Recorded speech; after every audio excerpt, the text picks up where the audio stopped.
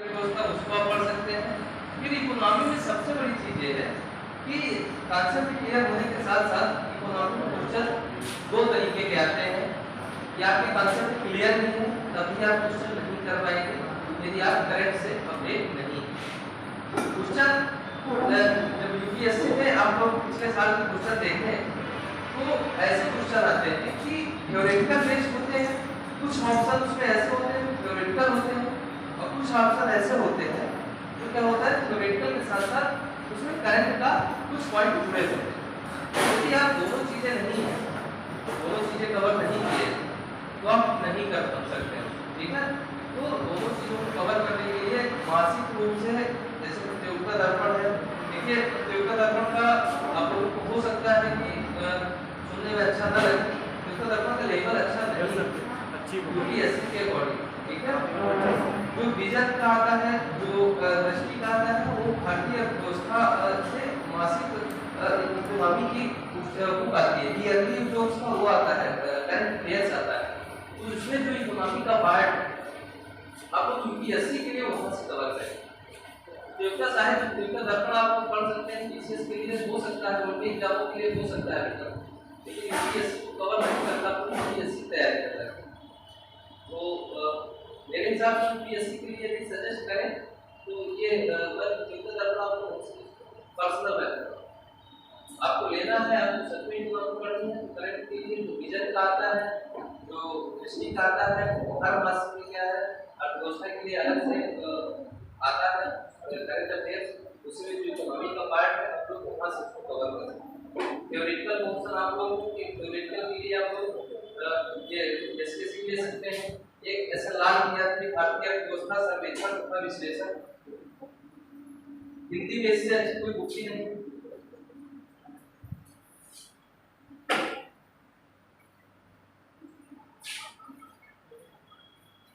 Marker कहां है?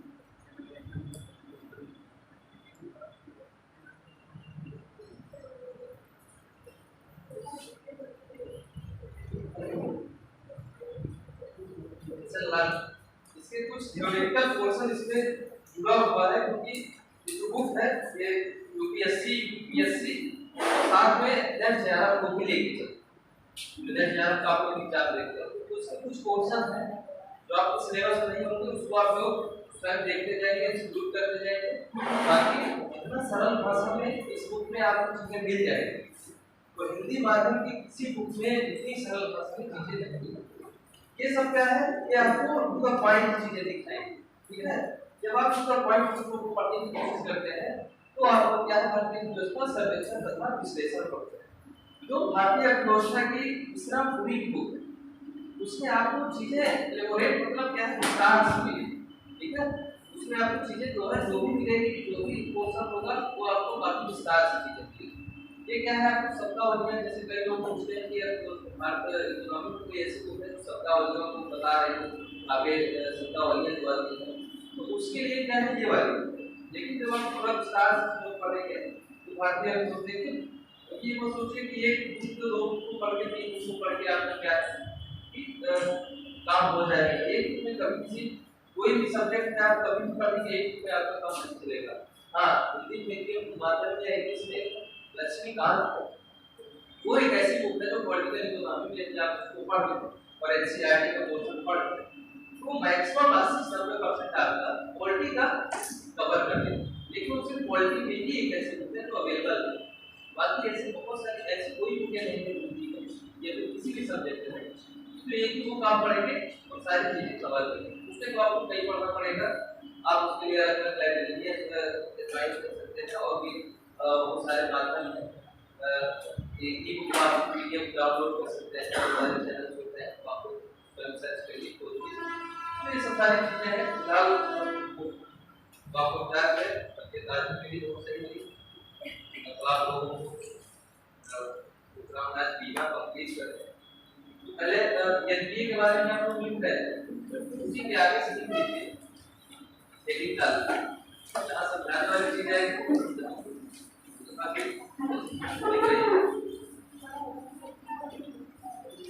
ARC asset reconstruction company.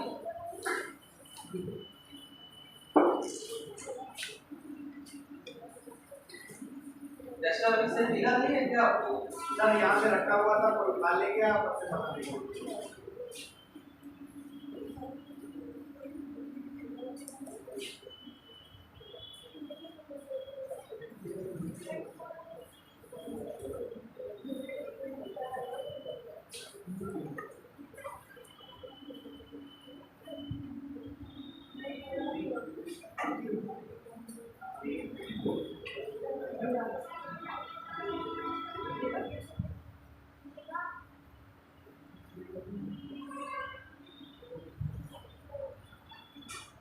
Construction company Hindi परिसंपत्ति पुनर्निर्माण कंपनी, परिसंपत्ति पुनर्निर्माण कंपनी, परिसंपत्ति पुनर्निर्माण कंपनी एक निजी कंपनी। ये सब पता क्या है? एनपीए को दूर करने के लिए सरकार के द्वारा किए गए प्रयास है, ठीक है। इससे पहले आप लोगों ने दो तीन चीजें जो भी लिखाई थी सब के आगे इसी से लिखना है। ये सब क्या है? एनपीए को दूर करने के लिए सरकार के द्वारा उठाए गए कदम है, प्रयास के बारे में हम चर्चा करें, ठीक है। तो एआरसी है इसके अंदर एक निजी कंपनी के रूप में, एक निजी कंपनी के रूप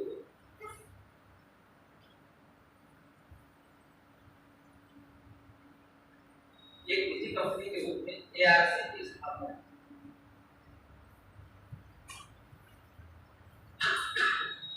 एक निजी कंपनी के रूप में एआरसी की स्थापना एनपीए की समस्या के समाधान की एनपीए की समस्या के समाधान एनपीए के समस्या के समाधान की दिशा में एनपीए की समस्या के समाधान की दिशा में उठाया गया समाधान की दिशा में उठाया गया एक अत्यंत ही महत्वपूर्ण कदम है। उठाया गया एक अत्यंत ही महत्वपूर्ण कदम है। एनपीए की समस्या के समाधान की दिशा में उठाया गया एक अत्यंत ही महत्वपूर्ण कदम है। इसकी न्यूनतम पूंजी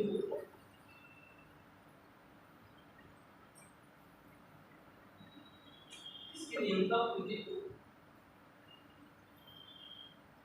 7 अप्रैल 2007 से 7 अप्रैल 2007 से 2 करोड़ से बढ़ा 2 करोड़ से बढ़ा 100 करोड़ तक कर दिया गया है। 100 करोड़ तक कर दिया गया है। देखिए जो एआरसी की स्थापना की गई थी एक निजी कंपनी के रूप में की गई, ठीक है। निजी कंपनी के रूप में एआरसी की स्थापना की गई और इसका जो एक होता है कि एक लिमिट होती है किसी भी चीज को रेगुलेट करने से। ये ऐसा आप लोग वर्किंग पढ़े होंगे तो देखते हैं कि ये मुकदमा क्या है, जिला न्यायालय के अधीन, ये क्या है सुप्रीम कोर्ट के अधीन है, ये क्या है हाई कोर्ट के अधीन। कुछ ऐसे न्यायालय में मुकदमे होते हैं जो सुप्रीम कोर्ट ही देख सकती है, हाई कोर्ट नहीं देख सकती। कुछ ऐसे हैं जो आपको पहले चाहे तो आप लोग जिला न्यायालय में जा सकते हैं, फिर उसके बाद क्या है कि हाई कोर्ट जा सकते हैं।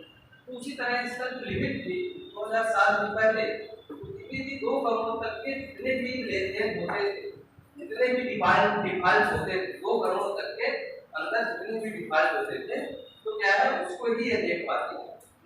एआरसी जो थी 2 करोड़ के अंदर जितने भी लेन देन कोई डिफॉल्ट करता था उसके अंदर ही ये अपना रेगुलेशन का काम कर पाती। फिर जब देखा गया कि 2 करोड़ की जो राशि है, मान लीजिए किसी ने कहीं 5 करोड़ का हमला किया हुआ है तो इसके अंदर तो आता ही नहीं, तो इसको वो मैनेज नहीं कर पाती।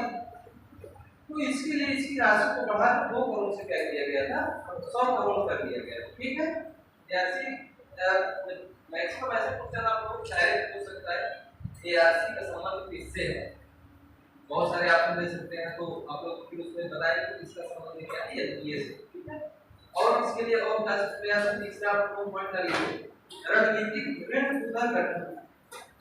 रणनीतिक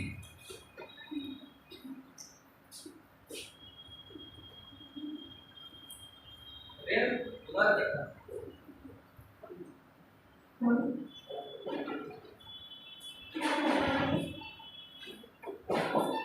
स्ट्रेटजिक डेब्ट रिस्ट्रक्चरिंग। आरबीआई सुझाव दिया गया, आरबीआई ने सुझाव दिया गया इसके अंदर लिखा है आरबीआई ने सुझाव दिया गया। इस योजना के तहत आरबीआई ने सुझाव दिया गया, इस योजना के तहत ऋण के भुगतान के संबंध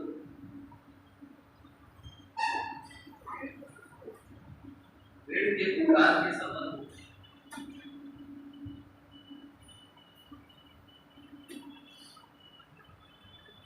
दोषी कंपनी को आरबीआई ने सुझाव दिया कि इस योजना के तहत ऋण के भुगतान के संबंध में दोषी कंपनी को अपने इक्विटी शेयर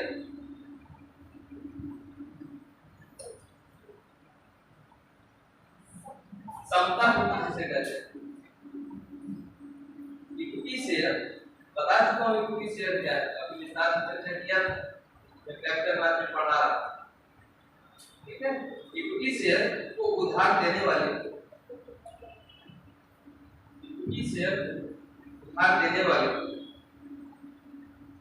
हस्तांतरित कर देना चाहिए।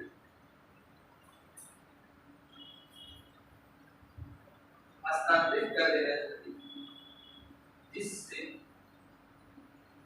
हस्तांतरित कर देना चाहिए जिससे ऋणों के इक्विटी में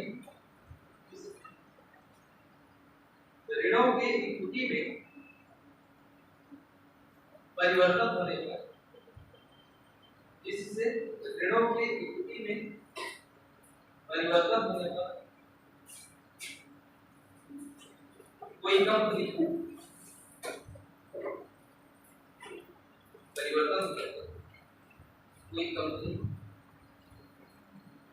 भुगतान संकट से बाहर निकल सकती है। कोई कंपनी भुगतान संकट से बाहर निकल सकती है। देखिए, जैसे कोई ऐसी कंपनी है जो क्या है कि पहले से ऋण ली थी, ठीक है, कोई ऐसी कंपनी जो पहले से ऋण ले रखा है और उसके पास धन नहीं है वापस करने के लिए और ऋणों की मांग हो गई, वह क्या करती है कंपनी कि जो उसके पास इक्विटी शेयर होती है, जो समता पूंजी होती है, ठीक है, उस समता पूंजी को क्या कर सकती है, थोड़े समय के लिए ऋण के बदले क्या है अपने शेयर को डिलीवर कर सकती है। मतलब जो उसके पास शेयर है उसको क्या करे, जितने की मात्रा में उसने ऋण लिया हुआ है उतने ही पैसे का हम क्या कर सकते हैं, शेयर दे सकते हैं। जैसे कि अभी हाल ही में सुजलॉन एनर्जी ने क्या किया है, सुजलॉन एनर्जी का आपने नाम सुना हो, उसने क्या है राइट इशू जारी किए। उसने राइट इशू जारी करने का मुख्य उद्देश्य क्या था उसका, अपने जो संपत्ति थी उसकी वो काफी मात्रा में ऋण में चली गई, तो उस ऋणों को पूरा करने के लिए क्या था सुजलॉन एनर्जी ने क्या किया था कि राइट इशू जारी किए थे और राइट इशू के द्वारा उसने क्या किया फंड का एलोकेशन किया। जो लोगों ने राइट इशू में मतलब पैसा लगाया उसके थ्रू सुजलॉन एनर्जी को पैसा मिला है, तो उसमें से उसने क्या किया है कि अपने ऋणों को वापस किया और बहुत सारी योजनाओं के लिए मतलब खर्च किया। उसका एक उद्देश्य ये भी था कि ऋणों को वापस करें। ठीक है,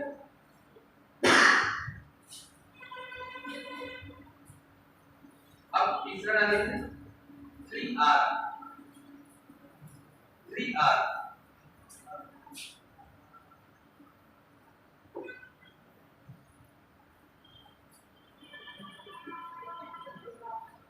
रेक्टिफिकेशन, दूसरा है रिकंस्ट्रक्शन और रिकवरी। दूसरा ये है PR, ये पहला है। तीसरा क्या है recovery.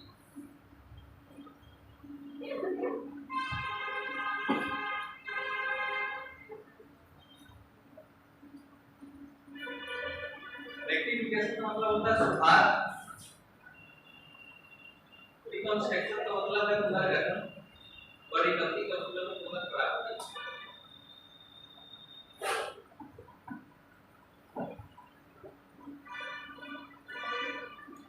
Rectification, reconstruction and recovery, सुधार, पुनर्गठन और पुनर्प्राप्ति। ठीक, अगला आप निकाल लीजिए इंद्रधनुष प्लान। आप लोगों ने इंद्रधनुष प्लान टीकाकरण के लिए भी पढ़ा पढ़ा है, लेकिन यहाँ इंद्रधनुष प्लान है वो क्या है कि एनडीए को दूर करने के लिए 7 योजनाएं चलाई गई बैंकिंग सेक्टर के द्वारा, उसके लिए भी इंद्रधनुष प्लान आया है। ठीक है, तो आप लोग इंद्रधनुष प्लान इसको अगस्त 2015 में एस्टैब्लिश किया गया। इंद्रधनुष प्लान कब है? अगस्त 2015 में।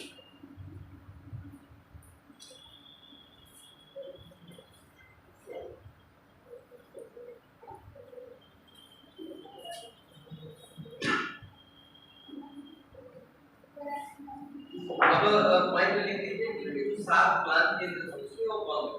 ठीक, पहला पॉइंट लिख लीजिएगा। पहला पॉइंट है चेयरमैन कामा एमडी के पद को अलग करें। पहले क्या होता था, बैंक का जो चेयरमैन होता था, अध्यक्ष होता था, जो एमडी होता था, दोनों सेम थे, तो इन दोनों के पद को अलग करें। पहला नाम क्या था? चेयरमैन कामा एमडी, मेन डायरेक्टर जिसे कहते हैं एमडी। ये इंद्रधनुष प्लान के पॉइंट बना के 7 पॉइंट है ना। इंद्रधनुष में कितने रंग होते हैं? 7, तो वही 7 पॉइंट है, इसलिए इसको इंद्रधनुष प्लान कहा गया। और ये अगस्त 2015 में आया था। तो पहला उसमें क्या है कि पॉइंट क्या है? चेयरमैन कामा एमडी के पद को अलग करना। ठीक, चेयरमैन कामा एमडी के पद को अलग करना। दूसरा पॉइंट बैंक बोर्ड ब्यूरो का गठन करना। Bank board bureau,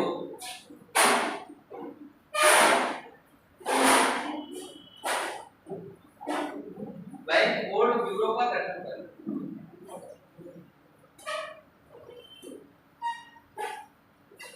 bank board bureau का गठन करना। तीसरा है बैंकों की विलय द्वारा सशक्तिकरण। तीसरा पॉइंट है बैंकों की विलय द्वारा सशक्तिकरण।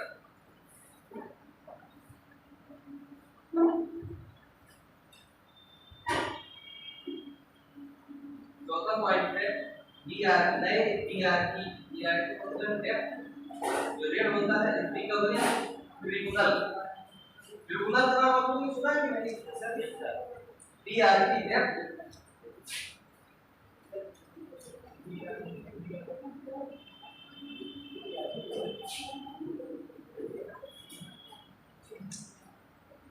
अरे एनवायरनमेंट में आप लोगों ने पढ़ा होगा कि ग्रीन एनर्जी रिन्यूएबल एक्ट आया है कि नहीं है 2010 में? के बारे में नहीं पढ़ाया गया? नाम सुने कि नहीं? हाँ, नेशनल ग्रीन रिन्यूएबल एक्ट जो आया है, इसके बारे में आप लोग पढ़ेंगे विस्तार से कि उसके लिए पर हेक्टेयर पर ईयर गुणात्मक और मात्रात्मक वृद्धि करना, वो भी बात बताया जाएगा, जो पढ़ेंगे वो बताएंगे। बट इनका एक अलग से कुल मिला के एक अलग से ऐसी बॉडी बना देगा जो उसको क्या कर सके, रेगुलेशन करे, उसके लिए ये क्या करे, उसके लिए न्याय का काम करे।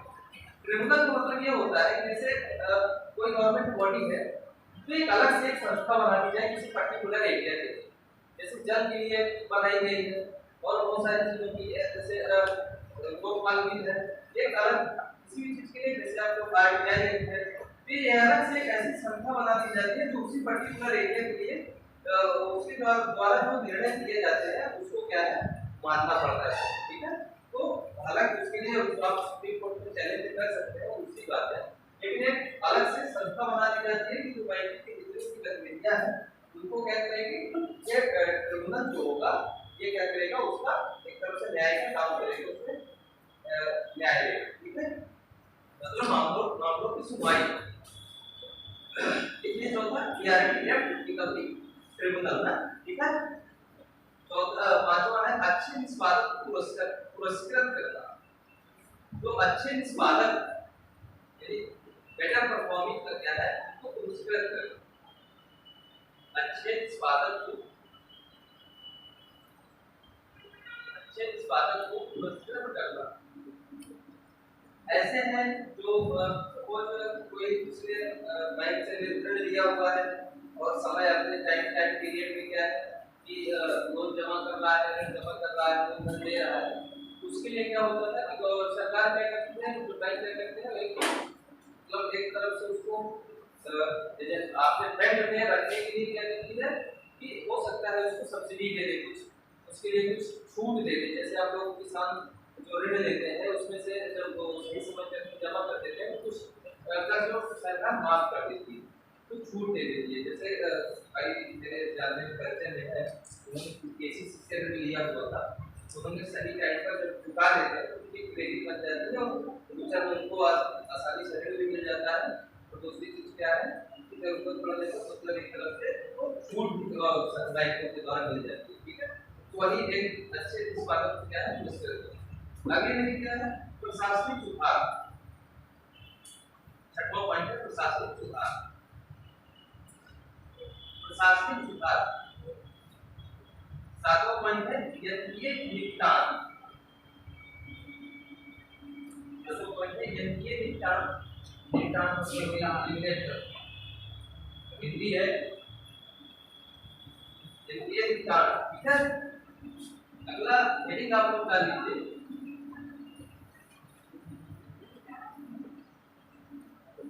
4S। जैसे भी आर लिखा है उस तरह लिखिए 4S। 4S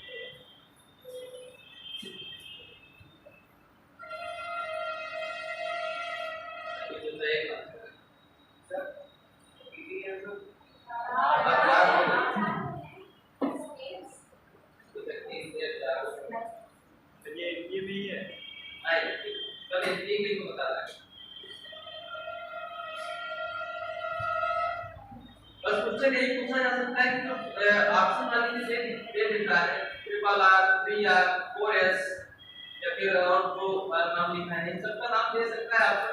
और ये पूछ सकता है कि लेकिन किस योजना का संबंध एनपीए से है या एनपीए से नहीं। फूड में दे दिया आपने कि आपको 2-3 जोड़े दे दिए, कौन कौन से आपको देखना है। तो ये सब चीजें इनका खाली आपको नाम जानेंगे, बाकी ज्यादा इसको डीप में जाने की जरूरत है। बस खाली आपको उनको नाम से बच्चे रहिए कि क्या है, ठीक है। फिर एक क्या है 5/25 रीफाइनेंसिंग।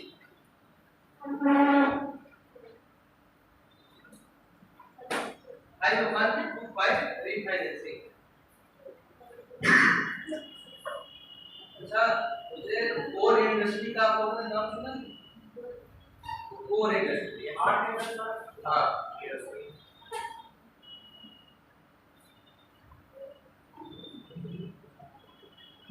नाम सुने? Yes sir.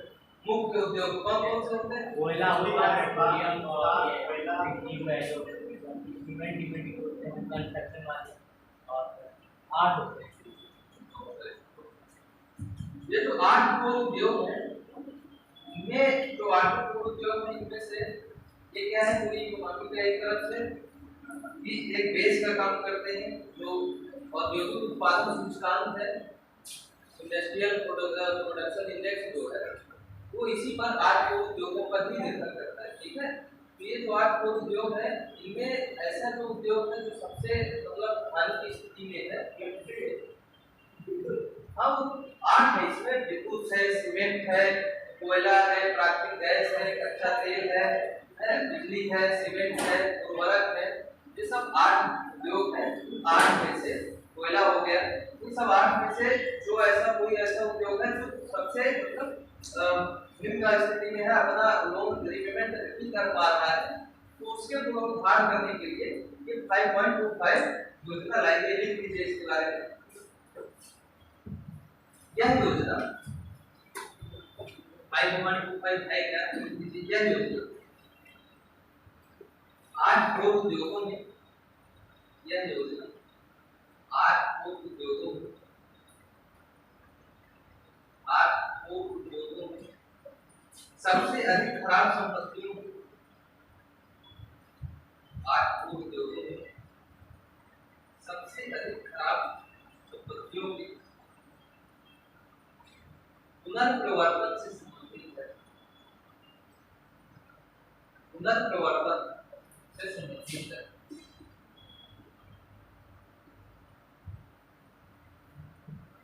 पुनर्प्रवर्तन से संबंधित है। इसके तहत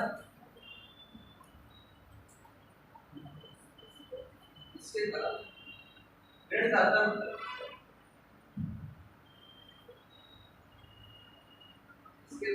ऋणदाता ऋण की अवधि, ऋणदाता को ऋण की अवधि 25 वर्ष तक बढ़ाने की, ऋणदाता को ऋण की 25 वर्ष तक की अवधि, तो ऋणदाता को ऋण की अवधि 25 वर्ष तक बढ़ाने की अनुमति होती है, 25 वर्ष तक बढ़ाने की अनुमति होती है, तथा प्रत्येक 5 वर्ष पर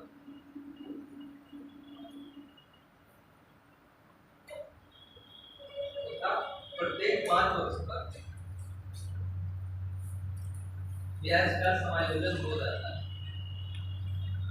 तथा प्रत्येक 5 वर्ष पर ब्याज का समायोजन होता है। आप लोगों ने देखा होगा कि इसमें 5 भी आया है और 25 भी आया है, दोनों है। होता क्या है, जब कोई ऋण दिया रहता है तो ऋण लेने वाले की जो टाइम पीरियड होती है वो 25 साल कर दी जाती है, तो 25 साल में आप उनको पैसा वापस कर सकते हैं। और जो 5 साल का जो टाइम ड्यूरेशन है, ये हर 5 साल में जो इंटरेस्ट होगी वह क्या है कि प्रिंसिपल अमाउंट में यानी कि मूल धन में परिवर्तित हो जाएगी।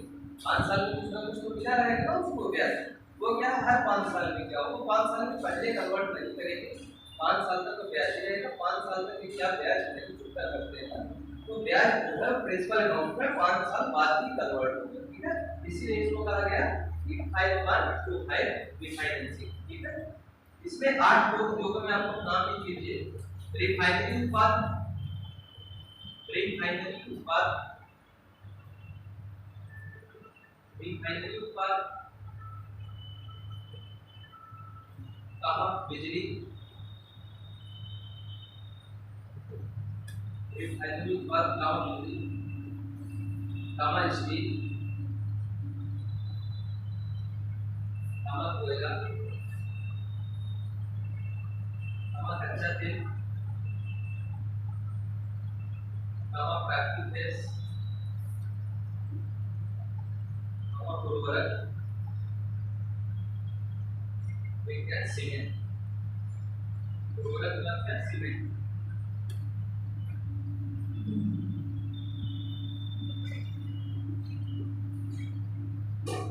एक अगले का लीजिए 12।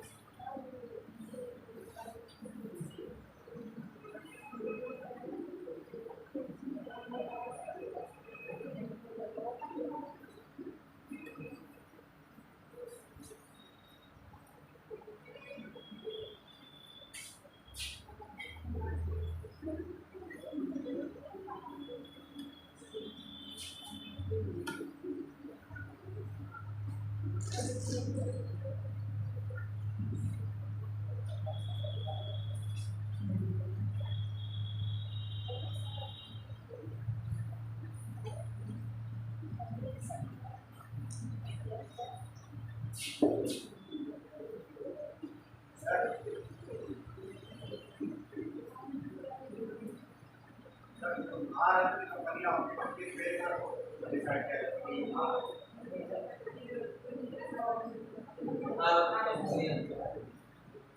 भारत कंपनियां जो होती है वो उसी के हिसाब से काफी चीजें उसके काफी मानदंड है, जाकर खोल के देखना हर जगह मिल जाएगा। वो बैंक पढ़ा रहा नहीं पढ़ा रहा इकोनॉमी में आता है इकोनॉमी को मुझे भी जानता हूँ कि आता है, लेकिन हमारा जो पब्लिक सेक्टर जो है ये वो बैंक पढ़ा वो पढ़ा इकोनॉमी बैंक पढ़ा रहा है उसके बाद इकोनॉमी पढ़ा। जानकारी के लिए बता दें 5000 जो नेटवर्क होती है पर ईयर नेटवर्क उसकी क्या है निवल संपत्ति वो कोई भी व्यक्ति या कंपनी कमा और भी उसके सारे बहुत सारी चीजें हैं और काफी विस्तार से एक इसका मानक नहीं है कि एक कोई मानक पूरा कर लेती है। तो फिर 5000 के बाद क्या है कि 2500 करोड़ या 1500 करोड़ के आसपास कुछ ऐसा डेटा है जो उसकी क्या है कि कुल संपत्ति होनी चाहिए। और उसमें हर साल क्या है कि कंपनी ने क्या किया हो कि 5000 करोड़ की निवल संपत्ति प्राप्त की हो या लाभ कमाया हो। तो और भी बहुत सारे गांवों से उसके कि उसका पहले से नौरत्न में नाम ये सब सारी चीजें होती है। वे कोई एक दिन दो दिन की चीजें बताने वाली नहीं है। कभी नौरत्न महारत्न पढ़ा है विस्तार से बताएगी कि इसके लिए क्या क्या है। तो जाके देख सकते हैं नौरत्न महारत्न 2010 में महारत्न का कांसेप्ट आया था, 1997 के आसपास नौरत्न का कांसेप्ट आया था। वर्तमान में इसमें 12 या 14 से 12 दो की और बढ़ गई थी, पहले 8 पहले 10 हुई थी अब 12 हो गई। या तो उसकी क्राइटेरिया देखें सर पता आपने तो इससे पूछा था बहुत ऐसा है तो आप पढ़ लेंगे सबको सारा सारे समझा देंगे। अरे तो टॉपिक जब मुझे मिलेगा तब मैं पढ़ूंगा। उसमें महारत में कोई टॉपिक है तेरे सामने तो बताओ ना तो क्या महारत में क्या है मिनी रत्न क्या है। मिनी रत्न में दो चीजें होती हैं मिनी रत्न 1 मिनी रत्न 2 तो सब सारी चीजें हैं। डेटा इतना माइंड में घूम जाता है पूरा चेक को बता दो उसके बारे में पढ़ेंगे तो बताएंगे। देखते हैं भारत सरकारी क्षेत्रीय अस्तुलन संरचना सरकारी क्षेत्रीय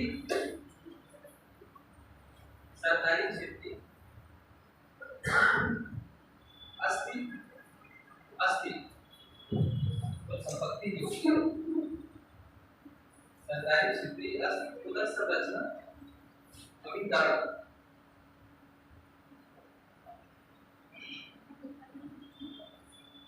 संरचना अभिकरण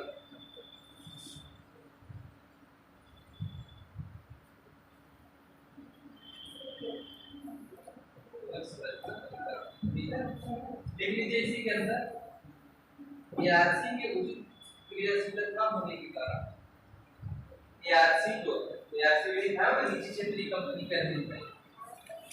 एआरसी के उचित क्रियाशीलता न होने के कारण एआरसी की उचित क्रियाशीलता न होने के कारण इसका अस्तित्व आया तो इसको लाया गया एआरसी की जगह 12 पर स्वामित्व EAR के 12 पर स्वामित्व निजी क्षेत्र के पास ना होकर निजी क्षेत्र के पास ना होकर सार्वजनिक क्षेत्र के पास हो गया। सार्वजनिक क्षेत्र के पास हो गया।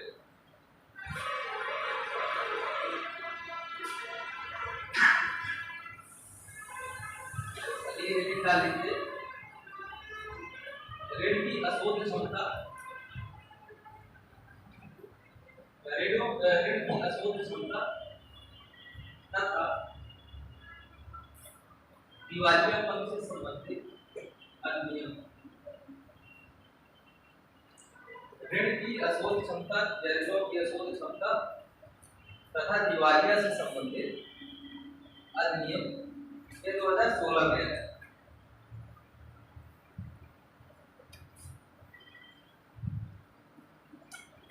लिख लीजिए इसके अंदर इसका उद्देश्य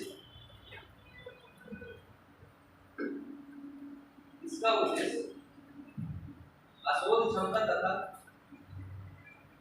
इसका उद्देश्य अशोध क्षमता तथा दिवालियापन से संबंधित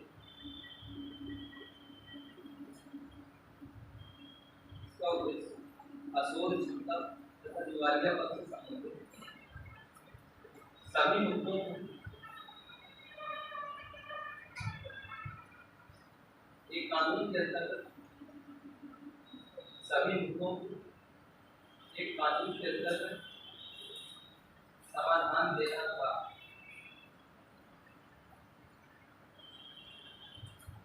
समाधान देना था। यह अधिनियम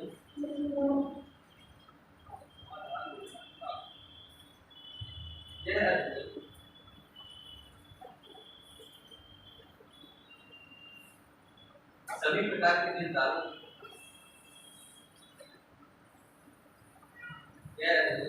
सभी प्रकार के निर्धारों जिसमें कंपनी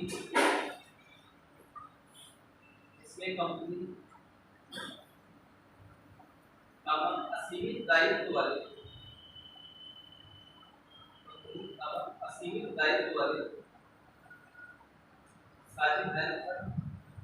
साझेदारी का असीमित दायित्व वाले फिर सीमित दायित्व वाले साझेदारी, अभी असीमित दायित्व था, सीमित दायित्व वाले साझेदारी, सीमित दायित्व वाले साझेदारी का व्यक्ति तथा अन्य इकाइयों से व्यक्ति तथा अन्य इकाइयां सम्मिलित। यह यंत्रीय की समस्या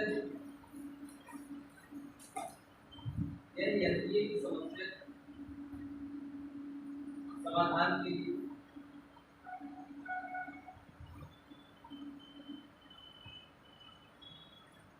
त्वरित समाधान प्रस्तुत करेगा। तत्काल त्वरित समाधान प्रस्तुत करेगा।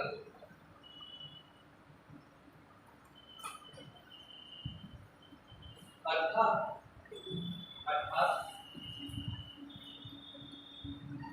इसके द्वारा कोई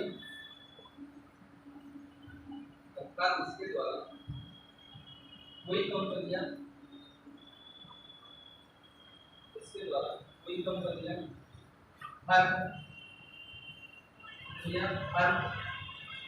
समझ रहे हैं सर?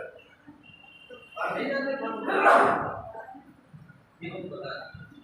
कोई कंपनियां जो बैंक की ऋणी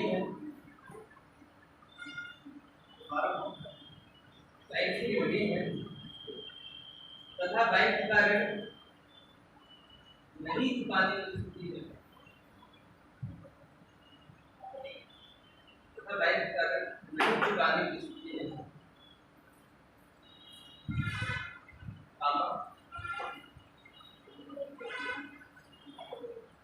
ये विरुद्ध नहीं चुकाने की स्थिति में ये विरुद्ध बैंक अशोध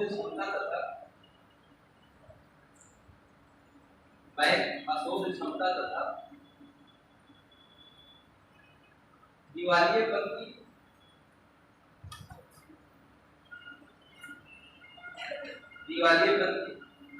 कार्यवाही शुरू कर सकते हैं। दिवालियेपन की कार्यवाही शुरू कर सकते हैं। साथ ही बैंक करंसी कोड जो है ऋणों की अशोध क्षमता या दिवालिया अधिनियम 2016 में आया है, और आप लोग एक चीज और ध्यान दीजिएगा, कभी भी आपसे इंडिया के साथ इकोनॉमी के बारे में जानना है तो हर साल ये आप लोगों का कर्तव्य है, तो जानना जरूरी भी है। भले ही आपका साथ पढ़ने में कोई रुचि है नहीं है दूसरा मैटर है, लेकिन हर साल जो बजट आता है और हर साल जो इकोनॉमिक सर्वे आता है इसको आप लोगों को पढ़ना बहुत जरूरी है। यदि दो चीजें आप लोग इकोनॉमिक सर्वे और बजट नहीं पढ़ते तो समझ लीजिए कि आप निश्चित तौर से 2-3 क्वेश्चन आप यूपीएससी के स्किप कर जाएंगे, आपको समझ नहीं आएगा। हो सकता है कि डायरेक्ट वहां से क्वेश्चन ना पूछा जाए, लेकिन उसके कुछ ना कुछ ऐसे पॉइंट होंगे जो ऑप्शन में दिए रहेंगे जिसका डायरेक्ट रिलेशन इससे किससे होगा, इकोनॉमिक सर्वे से होगा या बजट से। तो हर साल सरकार क्या करती है, बजट पास करती है, उसके 2-3 महीने बाद क्या दृष्टि या विजन हिंदी माध्यम में भी सर्वे निकालता है, बजट निकालता है, आप लोग उसको पढ़ सकते हैं और समझ सकते हैं। 2016-17 के आसपास इस साल में बैंक का रिपोर्ट जब आया तो इकोनॉमिक सर्वे पूरा उसी में भरा पड़ा। यह क्या था, एक सिंगल विंडो सिस्टम बनाया गया था। सिंगल विंडो सिस्टम का मतलब यह होता है कि जब विभिन्न प्रकार की अलग अलग समस्याएं होती है उनका एक ही विंडो पर यानी कि एक ही खिड़की पर क्या है समाधान प्रस्तुत करो। जैसे मैंने दिखाया था कि सीमित दायित्व वाले फर्म में या असीमित दायित्व वाले फर्म में, अन्य कंपनियां या फिर व्यक्तिगत इकाइयां या सामूहिक इकाइयां, ये सब सारी चीजें हैं। क्योंकि अलग अलग समस्याएं होंगी, अलग अलग इनकी फंडिंग की व्यवस्था होगी, अलग अलग इनके लिए रूल रेगुलेशन होंगे। तो इन सबके लिए क्या है, एक सिंगल विंडो काम किया गया कि इन सिंगल विंडो के द्वारा क्या है कि बैंक इस अधिनियम के तहत डायरेक्ट उनसे क्या कर सकता था, उनसे रेगुलेशन कर सकता है और उनके ऊपर हस्तक्षेप कर सकता है, उनके ऊपर कार्यवाही कर सकता है। इसके लिए इन सार्वजनिक बैंक तरफ से कोड आया, बाकी इसको विस्तार से आपको पढ़ना है तो हम जाकर उसके बारे में अच्छे से पढ़िएगा और चर्चा करिएगा। एक अगला बस पॉइंट लिखिए, बैड बैंक। मैंने आप लोगों को बता चुका हूं, समझा चुका हूं बैड बैंक के बारे में। उसी को अपना जोड़ लीजिए यहाँ पे, वो भी एक माध्यम है एलपी यूज करने का, बैड बैंक।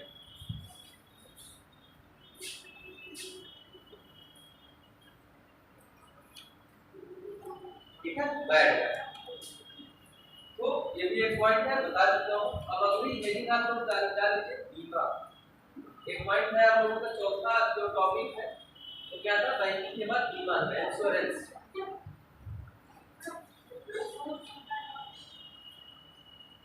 क्षमता का मतलब होता है कि आपने जिस क्षमता के अनुसार ऋण लिया हुआ है और आप उसको वापस नहीं कर पा रहे हैं। मान लीजिए आपने कहते 20 करोड़ का ऋण लिया और आपके पास क्या है, सिर्फ 15 करोड़ रुपए ही लौटाने के लिए। इसका मतलब ये है कि आपके पास जो क्षमता थी वो क्या है, पर्याप्त नहीं है। आपने कहते उतनी मात्रा में ऋण नहीं वापस किया जितनी मात्रा में आपको करना चाहिए। ठीक है, उसको कहते हैं क्या होता है, इंश्योरेंस।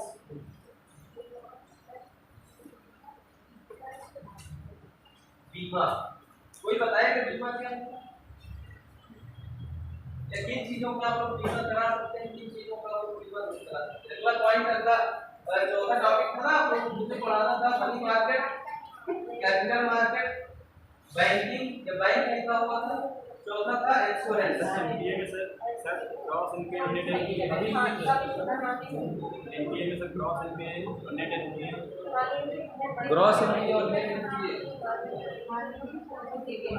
ग्रॉस एनपीए का मतलब ये है कि जो अभी तक टोटल एनपीए है मतलब ओवरऑल आया है उसमें से कुछ एनपीए ऐसा हो सकता है कि जो रिकवर हो गया और उसके बाद जो चीजें होती है उसको नेट एनपीए। जैसे वही तो मतलब ये बताया गया कि जैसे क्रॉस एनपीए होता है तो मतलब उसमें बैंक को अपने पास रखना होता है, तो मतलब कैसे मतलब डिसाइड होगा कितना रखा है कितना नहीं, इसकी जांच की वही कौन करेगा कि जो बैंक खुद अपने पेट्रोल की समझ खुद करती है कि हम कौन सा अमाउंट क्या है, ग्रॉस एनपीए है कि ग्रॉस एनपीए मतलब ऐसा है कि जैसे जो क्राइटेरिया लिखा है ना 12 माह 36 माह या 12 माह से कम हो तो 90 दिन के बाद तो एनपीए हो गया हो, लेकिन पता चला कि 36 माह से कम हो तो उसको मोर डाउटफुल या डाउटफुल में डाल सकते हैं।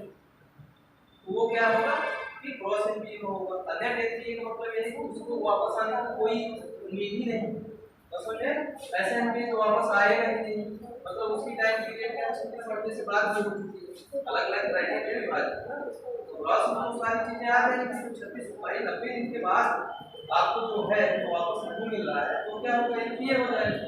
लेकिन उसमें भी क्राइटेरिया है, 12 माह के लिए क्या है, संदिग्ध स्थिति इसको कहते हैं, फिर क्या है डाउटफुल, फिर क्या है मोर डाउटफुल, स्ट्रेस एसेट्स, डाउटफुल मोर डाउटफुल। सबसे पढ़ा था इसमें ये बताया गया था कि एनपीए जो होता है जैसे मान लीजिए किसी बैंक का 1 लाख एनपीए है तो बैंक को अपने पास से 1 लाख रुपए इसमें निकाल के मतलब कहीं अलग रखने होंगे सुरक्षित, ताकि मतलब दिखाना होगा कि हमारा कितना एनपीए गया इतना हमने रख लिया है, मतलब कब तक रखना होगा, इसका मतलब क्या यूज होगा ये उस पर क्लियर नहीं है। वही तो चीज मैं बता रहा हूँ, तब तक रखना होगा जब तक वापस नहीं आ रहा। 36 महीने हो गया तो तुमने अब सोचा है कि 1 लाख रुपए तो रख सकते, तो 1 लाख रुपए 36 महीने तक भी नहीं आया है तो क्या होगा कि नेट एनपीए में आ जाएगा, डबल मतलब जायज उत्पादन का चीज बताना पड़ेगा।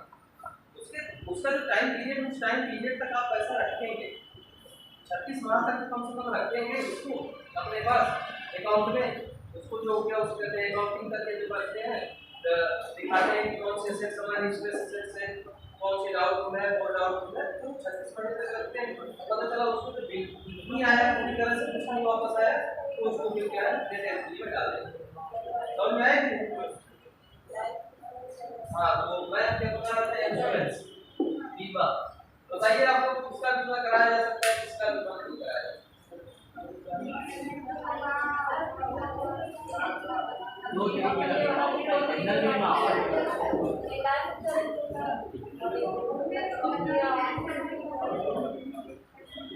ब्रेक सोच को बचा रहा है कि मैं किसका वापस है।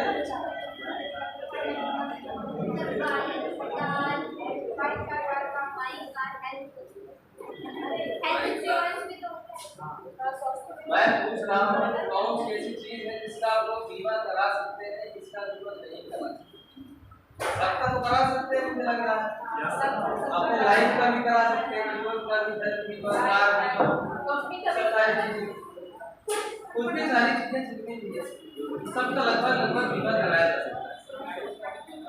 शांत हो जाइए आप लोग, लाने की इन्फेक्ट है, तबीयत सही है नहीं, लोगों की क्लास स्किप कर दिया हूँ, पहले से ऑलरेडी फिक्स थी, इसीलिए क्लास पढ़ा। ठीक है, घर का तो नहीं करा सकते, करा सकते हैं हाँ। घर का वादा नहीं जाएगा। देखिए बीमा प्रोफेसर नाइट का आप लोगों ने जो माइक्रो इकोनॉमिक्स ये पार्ट में आप लोगों को प्रॉफिट की थ्योरी पढ़ाई जाएगी, लाभ का सिद्धांत प्रोफेसर नाइट का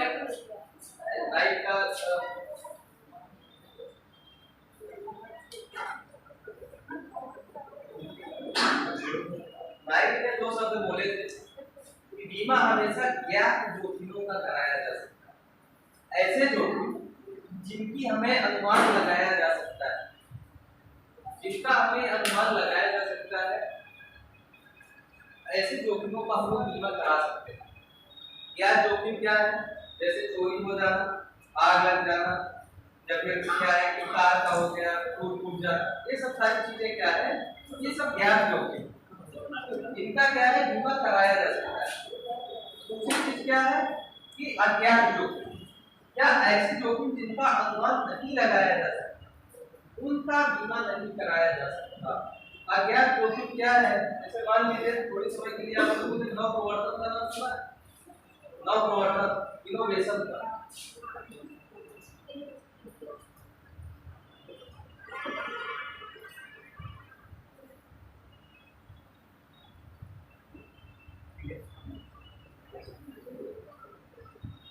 सबका नाम सुना है? सर नवप्रवर्तन क्या होता है? ये फोटो है सर, इनोवेशन ऑफ बेस का, innovation and you, innovation night you and you innovation का जो मतलब पूछ रहा हूँ, होता क्या है इनोवेशन है? किसी भी पुरानी चीज को नई चीज में बदल देना, नई चीज नवीनीकरण करना।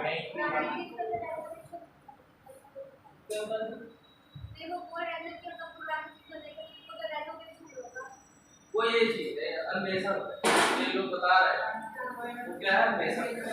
ठीक है, इनोवेशन का मतलब ये होता है कि पूरी नई कोई ऐसी वस्तु आ जाना जो क्या है कि मार्केट में आपके सामने नहीं थी, जिसके बारे में आपको ज्ञान नहीं था, उसको क्या कहते हैं नवप्रवर्तन, बिल्कुल नई चीज आ जाए। ठीक है, तो नवप्रवर्तन का बीमा नहीं कराया जा सकता। मान लीजिए आपने कोई कंपनी खोली और कंपनी खोल के आपने क्या किया कि किसी वस्तु का उत्पादन कर रहे हैं, और थोड़े समय के बाद आपने देखा कि वही दूसरा व्यक्ति भी आके एक कोई कंपनी खोल ले, वही आपकी जो आप जिस प्रोडक्शन का आप उत्पादन करा रहे हैं, तो क्या इसका बीमा कराया जा सकता है? सर अगर हमने पेटेंट करा दिया है, पेटेंट करा दिया तो दूसरी चीज है ना, पेटेंट जब करा देते हैं तो पेटेंट कराते हैं, पेटेंट के अलग से रूल है, 20 साल तक उसमें कोई दूसरा व्यक्ति उसमें शोध नहीं कर सकता, ऐसा नहीं कर सकता, तो दूसरी चीज आती है। लेकिन पेटेंट कराने से पहले कुछ ना कुछ पालन करना होगा कि नहीं करना होगा? हर एक चीज का पेटेंट नहीं कराया जा सकता ना। पंखा बनाने का कुछ निर्माण पंखा बना लिया है, तो अब पता चला कि तुम्हें बजाज की कंपनी का पौधा बना रहे हो, तो मैं एरर्स का बनाने का तो पेटेंट करा लूंगी क्या? जैसे पेटेंट भी एक एरिया में होता है, पेटेंट एरिया में पेटेंट के भी बहुत सारे रूल्स और रेगुलेशन है, उसके लिए अलग अलग विचार क्लासेस हैं कि पेटेंट को पढ़ाने के लिए पेटेंट यूज टेक्नो को कराया जाए, किसी को नहीं कराया जाए। शायद थोड़ा सा मैं आप लोगों को क्लू दूंगा जब मैं आप लोगों को इंटरनेशनल ऑर्गेनाइजेशन पढ़ाऊंगा, वहां पे थोड़ा सा आप लोगों को वो दूंगा, क्या है स्टूडेंट आएगा, जैसे तुरंत मैं दूंगा कि पेटेंट क्या है, कैसे किस चीजों को कराया जाएगा, बाकी विस्तार से इंटरनेशनल रिलेशनशिप पढ़ाया जाएगा, WTO पढ़ाया जाएगा, वीपो का नाम आप लोगों को पता होगा, सब सारी चीजों से थोड़ा सा वहां कहीं आएगा। तो मैं क्या बता रहा हूं कि जो ब्याज जोखिम है, ऐसे जोखिम जिनको हम बारे में जानकारी कर सकते हैं, उनका सिर्फ बीमा कराया जा सकता है। अज्ञात जोखिम जो है, जिसके बारे में हमको कोई जानकारी नहीं, फ्यूचर में उनका बीमा नहीं होता है। ठीक है, इसी तरह आप समझ गए हैं। और एलआईसी के बारे में लिखा है, एलआईसी और जीआईसी के बारे में लिख लीजिए आपको एक डाल के भारतीय जीवन बीमा निगम, सॉरी पहले आपको देखना है बीमा, बीमा एक डाल लीजिए आपको इंश्योरेंस,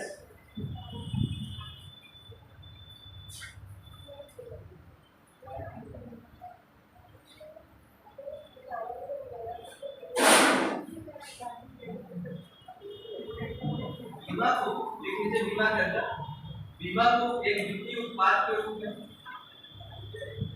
बीमा को एक वित्तीय उत्पाद के रूप में परिभाषित किया जाता है।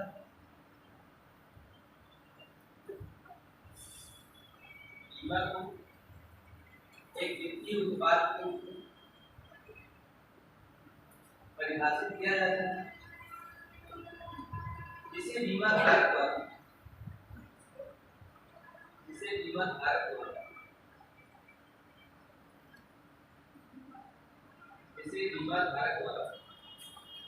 उसके नियंत्रण के बाद, जिसे बीमा धारक द्वारा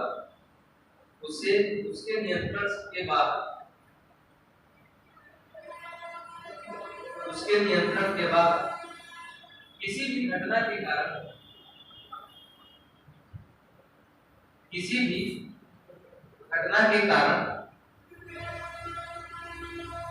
होने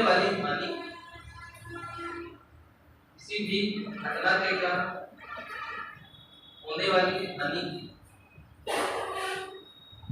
पूर्ण तथा आंतरिक भरपाई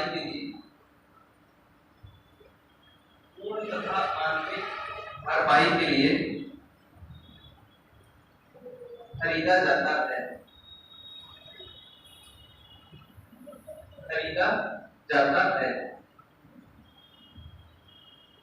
अर्थात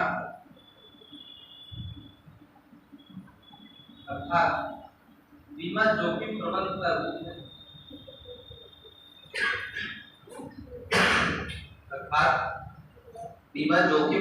का रूप है, जो प्राथमिक रूप से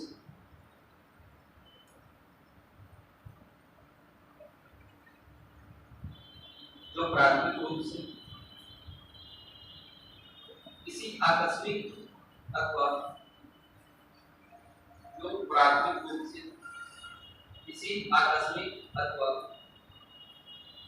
अनिश्चित हानि से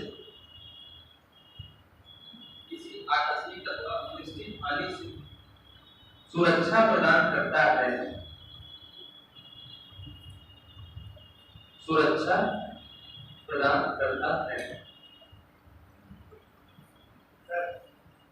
जैसे हमारी जो दुकान है स्पॉन्सर्स का देखभाल करवाया है, और अगर बाढ़ या तूफान से हमारी दुकान चली गई तो सबको कौन देगा?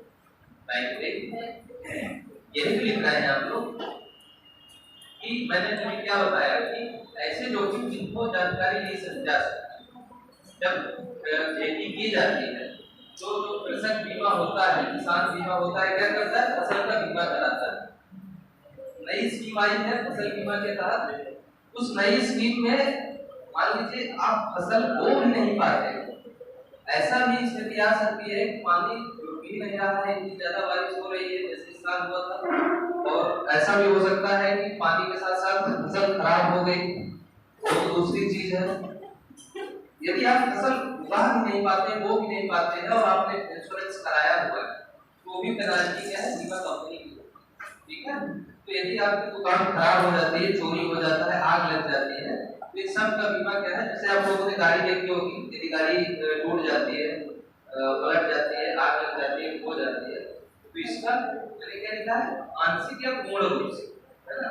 हो सकता है कि बीमा में जैसे आप लोगों की गाड़ी टूटती है तो जीरो डेप्थ का बीमा होता है, इसमें लगभग 90 से 95% क्या है कि बैंक कंपनी ही पूरा शेयर मतलब उसका वहन करती है।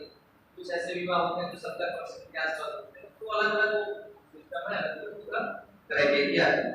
फिलहाल बीमा जो बता रहा हूँ कराया जा सकता है। या जोखिम जितने भी है, ऐसे जोखिम जिनका हम लोग पूर्वानुमान लगा सकते हैं, सब उसका क्या बीमा कराया जा सकता है। क्या जोखिम जो है, जैसे कि मैंने बताया तो पता चला कि अचानक क्या हुआ कि किसी वस्तु की मांग बहुत ज्यादा कम हो जाए, बाजार में कोई ऐसी वस्तु आ जाए, सपोज थोड़ी देर के लिए अपने लोग एक समय देखते रहेंगे, जो जनरेटर होते थे ना, जनरेटर चलते थे, इससे लाइन निकलती, अब इस समय देखने से तो सारे व्यापारी दिखाई देते हैं, इसके पहले कहीं दिखाई देते। पहले क्या होता था, लोगों के पास इन्वर्टर की सुविधा नहीं होती थी, यदि दो दो तीन तीन दिन के लिए लाइट नहीं रहती थी, तो जो इस फैमिली के लोग होते थे वो जनरेटर लेके आते।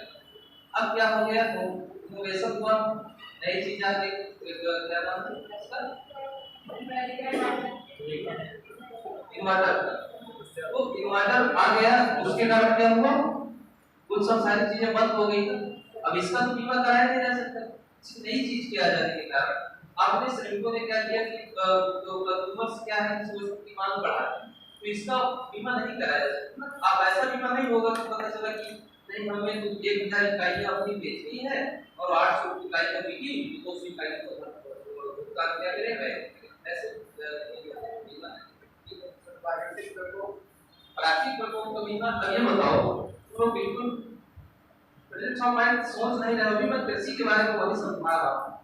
तो जब सूखा आ जाता है, बाढ़ आ जाता है, प्राकृतिक प्रकोप तो है, जब आ जाता है तो बीमा उसका नहीं होता है, क्या फसल का बीमा होता है। चोरी हो जाए, आग लग जाए, प्राकृतिक प्रकोप तो है। मान लो किसी की प्राकृतिक वाली आग लग जाए, गाँव आ जाए, इस सब का बीमा हो सकता है। जो ज्ञान नहीं है, ऐसे लोग जिनके बारे में अनुमान नहीं लगाया जा सकता, बीमा नहीं। ठीक, क्या लिखे हम लोग, सर एक काम करता है सर, बीमा एक व्यक्ति, बीमा एक व्यक्ति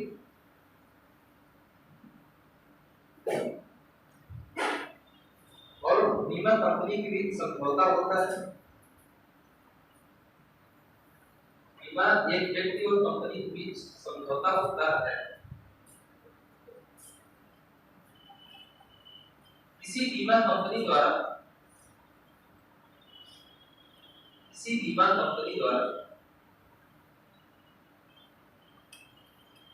दो प्रकार के बीमा उत्पाद उपलब्ध कराए जाते हैं। दो प्रकार के बीमा उत्पाद उपलब्ध कराए जाते हैं। पहला है उसमें जीवन बीमा, दूसरा है साधारण।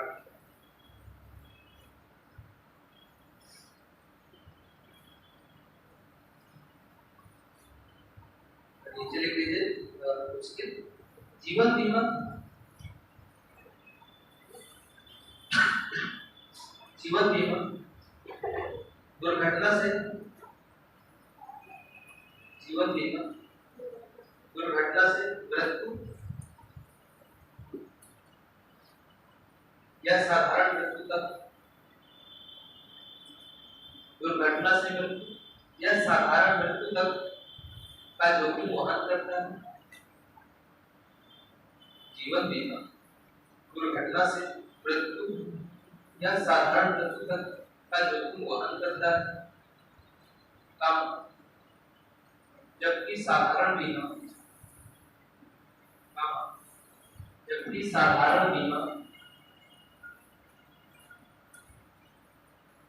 जिसे गैर जीवन बीमा भी कहते हैं। साधारण बीमा जिसे गैर जीवन बीमा भी कहते हैं। परिसंपत्तियों से जुड़े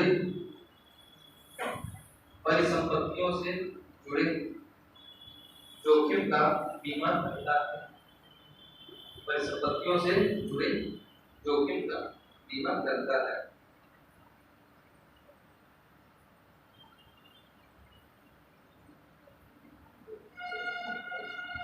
फिर से पैराग्राफ थोड़ा चेंज कर लीजिए। किसी बीमा योजना के अंतर्गत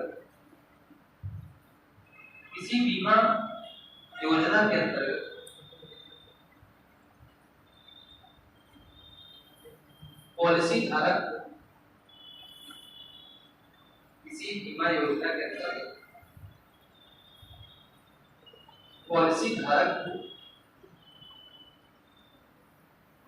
किस्त स्वरूप जो भुगतान करना पड़ता है, पॉलिसी धारक को किस्त स्वरूप जो भुगतान करना पड़ता है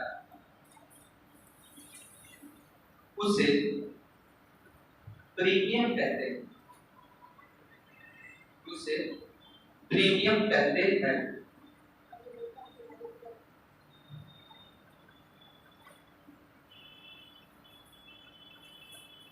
भारत में नीचे लिखिए, पैराग्राफ से लिख लीजिए। भारत में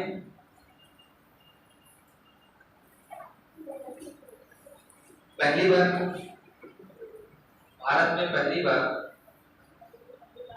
बीमा कंपनी के रूप में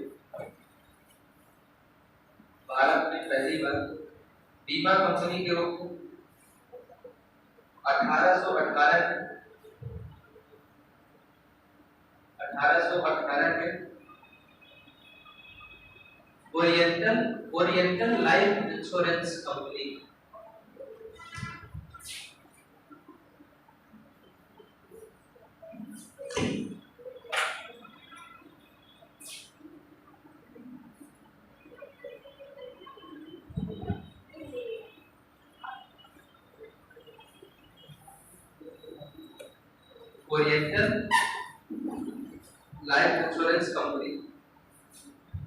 ने जीवन बीमा से कार्य करना प्रारंभ किया।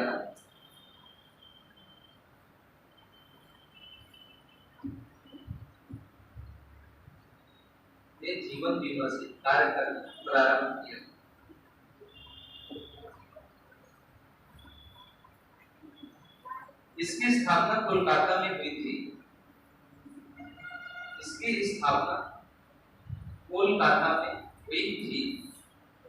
Oriental life insurance company Calcutta में 1818 ईस्वी में स्थापित की गई पहली बीमा कंपनी जो लाइफ इंश्योरेंस, ठीक। 1818 कलकत्ता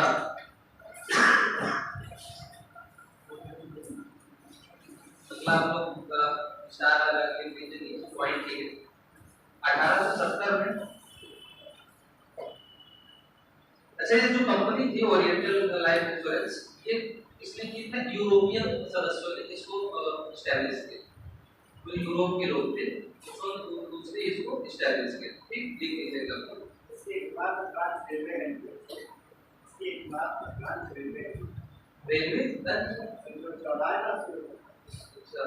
कहाँ है? कलकत्ता।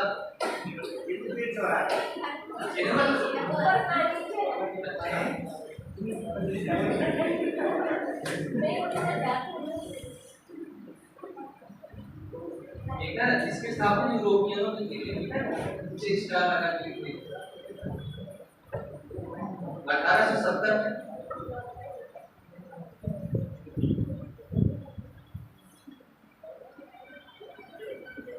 हमने life insurance oriental life of commerce का नाम सुना होगा, ये लिखा हुआ है इंश्योरेंस, ठीक। 1870 में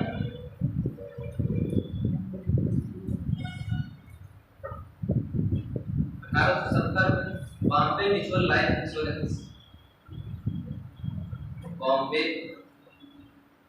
mutual life insurance society, Bombay mutual life insurance society,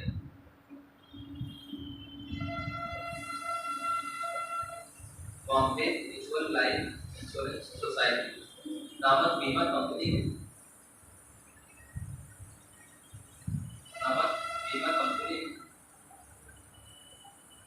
पहली भारतीय बीमा कंपनी के रूप में कार्य किया।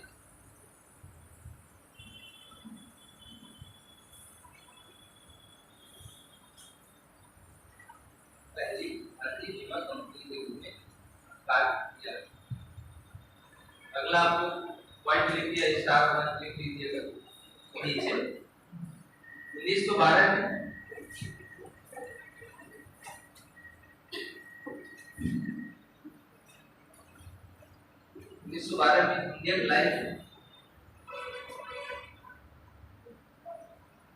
इंडियन लाइफ बीमा कंपनी है।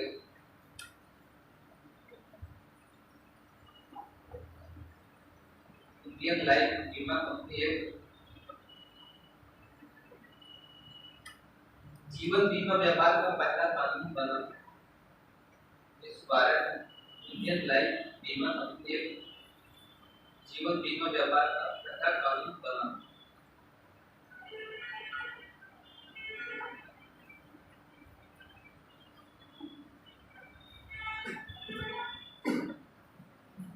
उन्नीस सौ 28 में भारतीय बीमा कंपनी अधिनियम पारित किया गया। 1928 में भारतीय बीमा कंपनी अधिनियम पारित किया।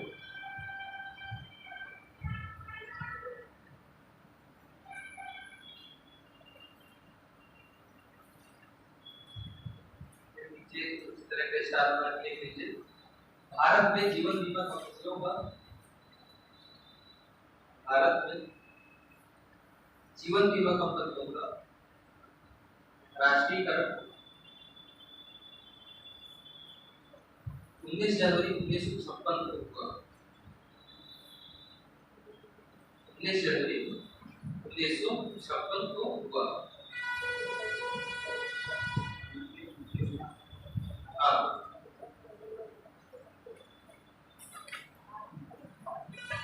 हम लोग आपको हेडिंग डाल दीजिए LIC life insurance corporation of India, Bharatiya Jeevan बीमा निगम।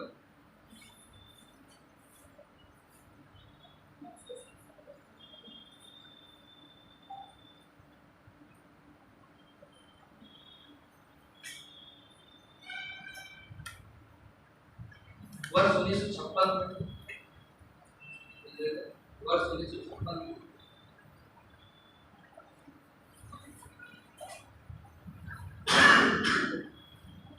लिखना हो लिख लीजिए। 1 सितंबर 1956, ठीक है। 1 सितंबर 1956 भारत सरकार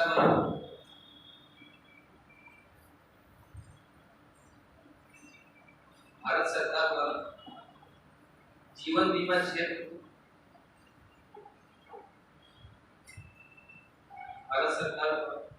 जीवन बीमा क्षेत्र राष्ट्रीयकृत किया गया। जीवन बीमा क्षेत्र राष्ट्रीयकृत किया गया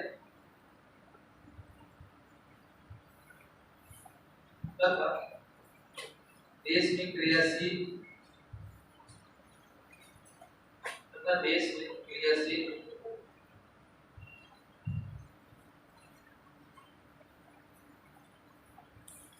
देश में क्रियाशील 245 स्वदेशी और विदेशी जीवन क्रियाशील 245 स्वदेशी व विदेशी।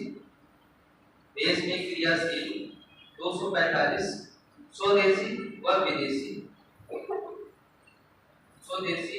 विदेशी जीवन बीमा कंपनियों को स्वदेशी या विदेशी जीवन बीमा कंपनियों को अधिग्रहित करके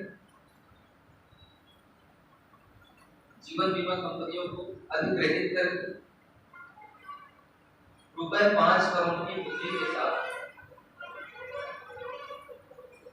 ₹5 रुपए 5 करोड़ की पूंजी के साथ एक सार्वजनिक कंपनी के रूप में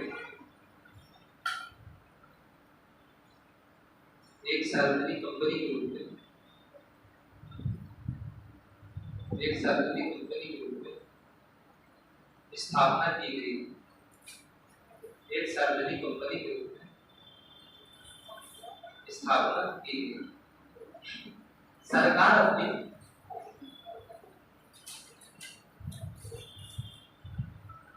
बीमा कंपनी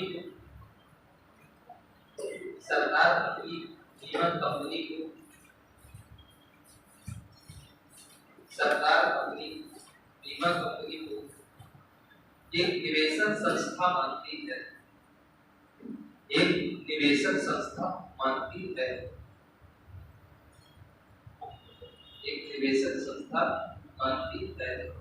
जो वित्तीय क्षेत्र में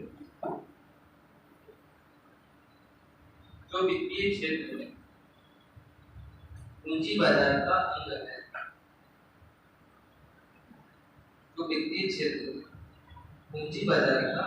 है। अगले में निकाल लीजिए भारतीय साधारण बीमा निगम।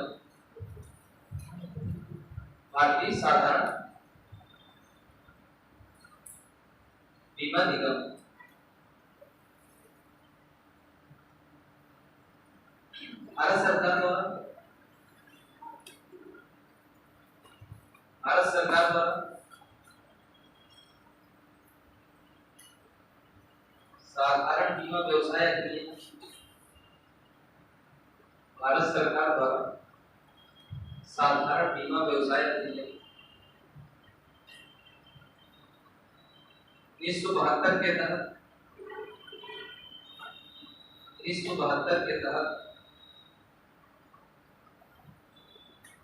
साधारण बीमा क्षेत्र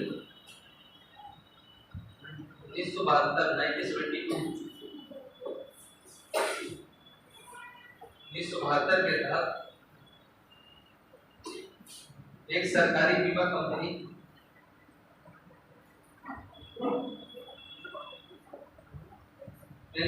आप लोग 1972 के तहत साधारण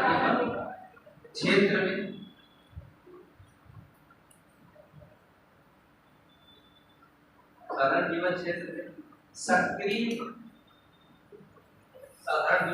में सक्रिय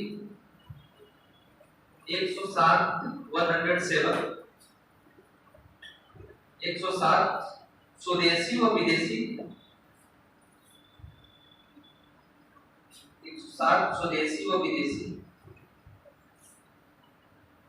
निजी क्षेत्र की कंपनियों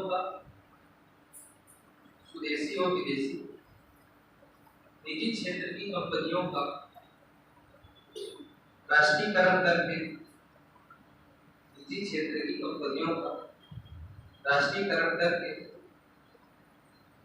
22 नवंबर 1972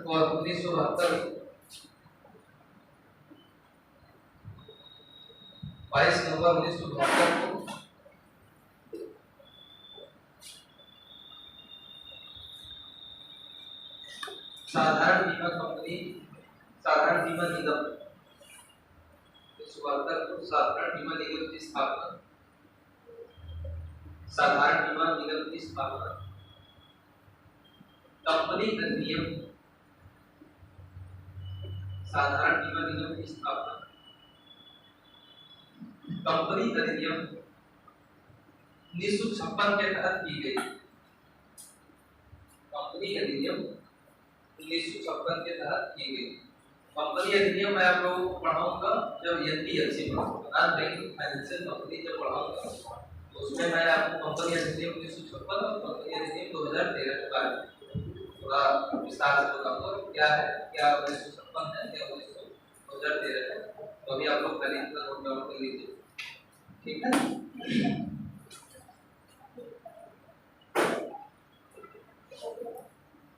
अब इसके बारे में एक इरडा काम होता है, नाम सुना है?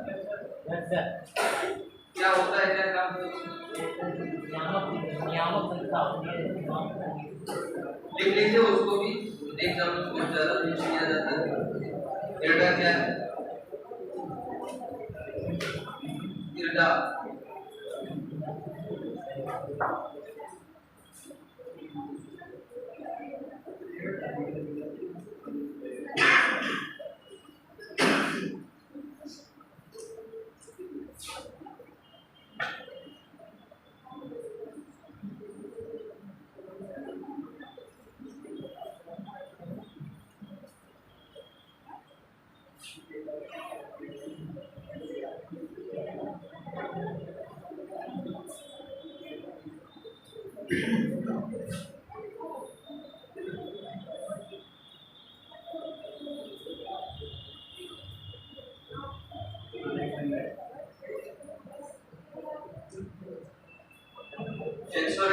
IRDA Insurance Regulatory and Development Authority of India।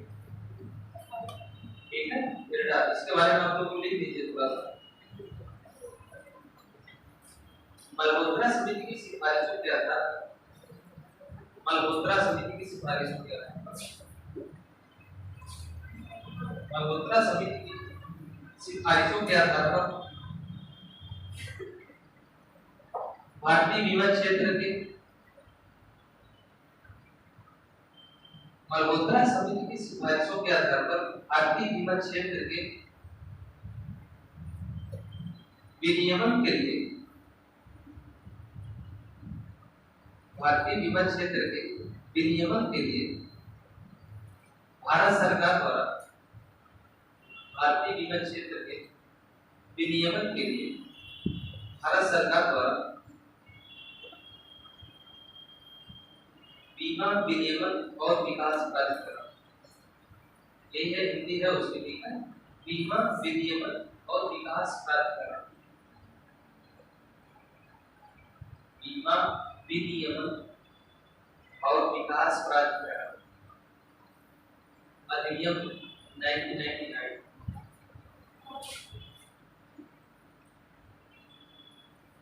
बीमा विनियमन एवं विकास प्राधिकरण 1999 एक्ट के तहत 1999 के एक्ट के तहत वर्ष 2000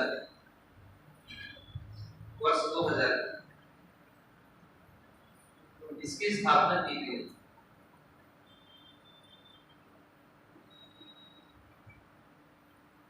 इसकी स्थापना की गई। यह एक स्वायत्त निकाय है। यह एक स्वायत्त ऑटोनोमस यह एक स्वायत्त निकाय है जो ऑटोनोमस होते हैं। स्वायत्त निकाय मतलब आप लोग समझ रहे हैं कि नहीं, जो स्वयं अपना रेगुलेशन करता है, दूसरे के अधीन नहीं। ठीक है, इसके लिए एक अध्यक्ष, इसके लिए एक अध्यक्ष, 5 पूर्णकालिक सदस्य, इसके लिए एक अध्यक्ष, 5 पूर्णकालिक सदस्य तथा 4 अंशकालिक सदस्य हैं तथा 4 अंशकालिक सदस्य होते हैं।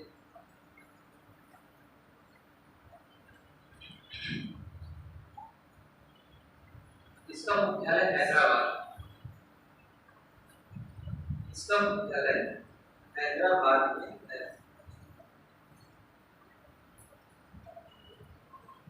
ठीक, इसका उद्देश्य पैराग्राफ चिन्ह के लिए देना। इसका उद्देश्य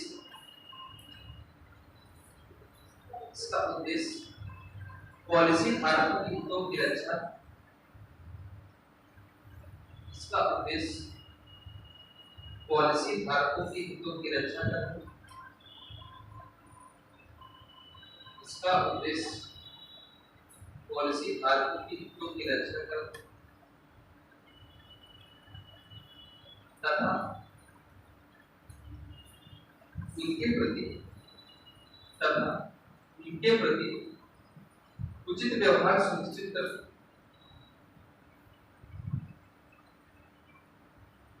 तथा उनके प्रति उचित व्यवहार सुनिश्चित करना।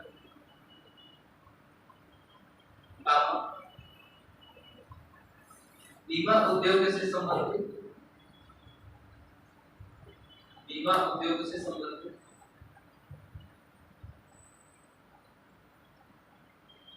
विनियमन,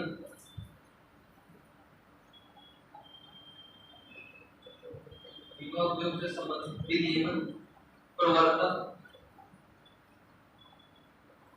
तथा क्रेडिट वृद्धि को सुनिश्चित करना है। विनियमन, प्रवर्तन तथा क्रेडिट वृद्धि को सुनिश्चित करना है। अभी आप लोगों ने कुछ दिन पहले मार्च अप्रैल के आसपास सुने होंगे कि एलआईसी ने अपना आईपीओ लाया। सुने? नाम सुना है कि नहीं? एलआईसी कहती है अपने शेयरों को बेचना चाहती थी मार्केट में। तो आप लोग आईपीओ के बारे में मैंने आप लोगों को बताया, आईपीओ के बारे में कैपिटल मार्केट में अच्छे से पढ़ाया था, बताया था, शायद आप लोगों को विस्तार से लिखे भी होंगे। तो बोल रहा था आईपीओ क्या होता है, जब कोई कंपनी पहली बार ऋण लेना होता है और शेयर मार्केट को लिस्टेड होना होता है, तो उसके लिए क्या करती है, वो आईपीओ लाती है। ठीक, एलआईसी ने आईपीओ क्यों लाया, क्या उसको जरूरत पड़ गई, क्यों उसने अच्छा इन्वेस्टमेंट और डिसइन्वेस्टमेंट जानते हैं? निवेश एवं विनिवेश, निवेश नहीं जानते, कोई नहीं जानता निवेश क्या है। निवेश का जस्ट अपोजिट विनिवेश। अच्छा, बजट पढ़े आप लोग करंट अफेयर्स में? हर साल क्या है, सरकार निवेश का लक्ष्य निर्धारित करती है। या किसी को करती है प्राइवेटाइजेशन कर सकते हैं, निवेशीकरण को प्राइवेटाइजेशन कर सकते हैं। प्राइवेटाइजेशन कह सकते हैं, बस यही है कि कह सकते हैं। मतलब एक तरफ से कह सकते हैं कि जरूरी नहीं कि जो निवेश हो प्राइवेटाइजेशन है, ये निजीकरण के लिए एक कदम है। तो निजीकरण नहीं, विनिवेश क्या है, निजीकरण के लिए कदम है, निजीकरण के लिए एक माध्यम। एक अब देखिए निवेश क्या होता है, तो निवेश के लिए कई चीजें हैं। जैसे जो फाइनेंशियल इन्वेस्टमेंट होता है वह क्या है कि शेयर मार्केट में बॉन्ड, डिबेंचर्स या सिक्योरिटी जो होती है, इनमें पैसा खर्च करना, इनमें पैसा इन्वेस्ट करना, वो क्या कहलाता है, निवेश कहलाता है। लेकिन ये क्या है, वित्तीय निवेश है। इसके द्वारा वास्तविक रूप से किसी परिसंपदा का निर्माण हुआ। आपने शेयर खरीदे, बॉन्ड खरीदे, डिबेंचर खरीदे, तो शेयर और डिबेंचर बॉन्ड का एक्चुअल मूल्य है क्या, कोई उसका वास्तविक मूल्य है? तो एक कागज का टुकड़ा है, भौतिक परिसंपत्ति का कोई निर्माण नहीं हुआ। तो अर्थशास्त्र में उस निवेश को क्या कहते हैं, वित्तीय निवेश। अर्थशास्त्र में निवेश से जो संबंध होता है वो क्या होता है कि फिजिकल एसेट्स के जनरेशन से होता है, यानी कि जो भौतिक परिसंपदा है उसके निर्माण से होता है। जैसे कि आप क्या है, भूमि हो गई, भवन हो गया, या फिर आपने रेल बनवा दी, परिवहन बनवा दिए, बंदरगाह बनवा दिए, लाइट, बिजली, पानी, ये सब सारी चीजों की व्यवस्था करा दी। ये क्या है कि एक तरफ से पूंजी है, मशीनों पर निवेश करना, भूमि पर, भवन पर निर्माण करना, ये सब क्या है, एक तरह से पूंजी है। पार्क बनवाना, सड़क बनवाना, रेल परिवहन बनवाना, और ब्रिज बनवाना, फ्लाईओवर बनवाना, ये सब क्या है, एक तरफ से पूंजी है। ठीक है, तो पूंजी स्टॉक में होने वाली वृद्धि को क्या कहते हैं, निवेश। ये अर्थशास्त्र की भाषा। ठीक, ये क्या है, पूंजी स्टॉक में होने वाली वृद्धि को क्या कहते हैं, निवेश कहते हैं। खैर अभी हम लोग जो पढ़ने जा रहे हैं पूंजी स्टॉक वाला, इससे हमें यहाँ से मतलब नहीं है। हम लोग इस इन्वेस्टमेंट के बारे में बताने की कोशिश कर रहा हूँ। इस इन्वेस्टमेंट के लिए क्या होता है कि सरकार के द्वारा या लोगों के द्वारा क्या है कि पूंजीगत परिसंपत्तियों में धन को लगाना, वो क्या है, निवेश कहलाता है। सरकार जब क्या करती है, पूंजीगत परिसंपत्तियों में खर्च करती है, खरीदती है उनको, तो उसको क्या कहते हैं, निवेश कहते हैं। और जब सरकार क्या पूंजीगत परिसंपत्तियों से अपना धन वापस लेती है, उसी को क्या कहते हैं, विनिवेश कहते हैं। मतलब कि परिसंपत्तियों का क्रय करना निवेश कहलाता है, और परिसंपत्तियों का विक्रय करना क्या कहलाता है, कि विनिवेश कहलाता है, उसका जस्ट अपोजिट। ठीक, अब विनिवेश भी क्या है, दो तरीके के होते हैं। जैसे इसने बोला कि प्राइवेटाइजेशन यानी कि निजीकरण। तो विनिवेश जो है, आप समझ के विनिवेश क्या है, परिसंपत्तियों का विक्रय करना। सरकार क्या कर रही है, आपके पास मान लीजिए 100% शेयर है, आप क्या है किसी कंपनी के मालिक हैं, गवर्नमेंट क्या है एलआईसी, आप लोगों को पता होना चाहिए जो एलआईसी है दिखाया है, इसमें क्या है 100% शेयर आज तक किसकी थी, गवर्नमेंट की। ठीक, तो अब ये 100% शेयर आज तक जो गवर्नमेंट की थी, इसको चाहता तो गवर्नमेंट बेच सकता था, ये बेच रही है आईपीओ के माध्यम से। तो ये लगभग इस बार 3.2% के आसपास जो है कि शेयर खरीदा को मार्केट में उसने उतारा है, विक्रय किया है। इसका मतलब ये अपने शेयर क्या कर रही है, बेच रही है। इसका मतलब क्या है, इसका डिसइन्वेस्टमेंट हो रहा है।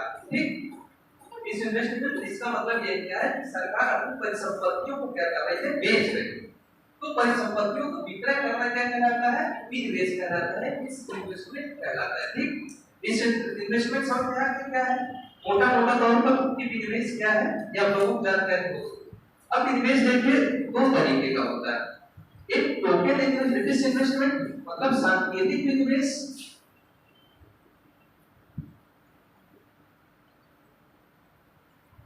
और एक क्या है स्ट्रेटजिक रणनीतिक निवेश। देखिए एक तरफ से रणनीतिक निवेश को आप कह सकते हैं कि निजीकरण है, लेकिन जो सांकेतिक निवेश इसलिए मैंने कहा ना सिर्फ पैसा एक कदम।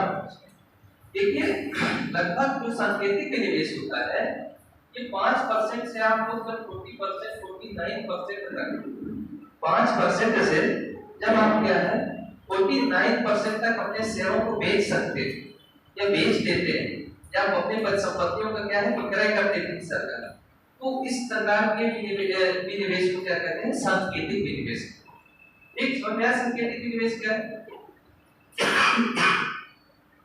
5% से 49% तक परिसंपत्तियों का विक्रय सांकेतिक विनिवेश कहलाता है। इस विनिवेश में फर्क ये है कि जो कंपनी है, जो सरकार है, वो अपने प्रबंधन को नहीं बेचती, यानी कि उसका रेगुलेशन जो है, उसका जो मैनेजमेंट है वो क्या है, सरकार के अधीन ही रहेगा। आप लोगों ने अभी पेट के एग्जाम दिया था तो कितना पूछा, 41% तक।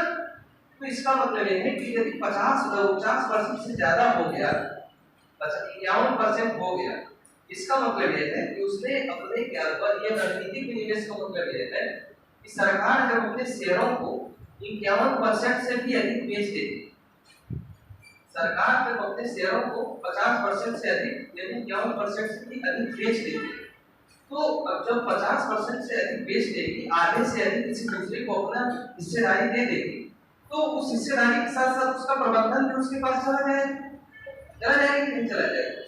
बजट 2020 से 21 के आसपास निर्मला सीतारमण ने स्ट्रेटजिक सेट की पॉलिसी बनाई थी। बहुत ज्यादा उस समय चर्चा के विषय में था। जब हम लोग हरियाणा में असिस्टेंट प्रोफेसर का एग्जाम देने गए थे तो यही क्वेश्चन पूछा था कि रणनीतिक निवेश है क्या, उसके बारे में सारी चीजें दी हुई। तो जब क्या है 50% से अधिक क्या है सरकार क्या करती है कि अपने शेयरों को बेच देती है, तो इसका मतलब ये कि शेयर के साथ साथ वह क्या कर रही है, अपने प्रबंधन को भी दूसरे के हाथ में हस्तांतरित कर देती है। तो इस स्थिति को क्या कहते हैं, रणनीतिक विनिवेश कहते हैं, स्ट्रेटजिक सेट। ठीक, तो आप लोगों को समझ में अब सरकार विनिवेश करती क्यों है, ये भी आप लोगों को जानकारी होती है, क्यों करेगी सरकार ऐसा। तो देखिए विनिवेश के द्वारा जो संपत्ति का सृजन होता है, तो विनिवेश के द्वारा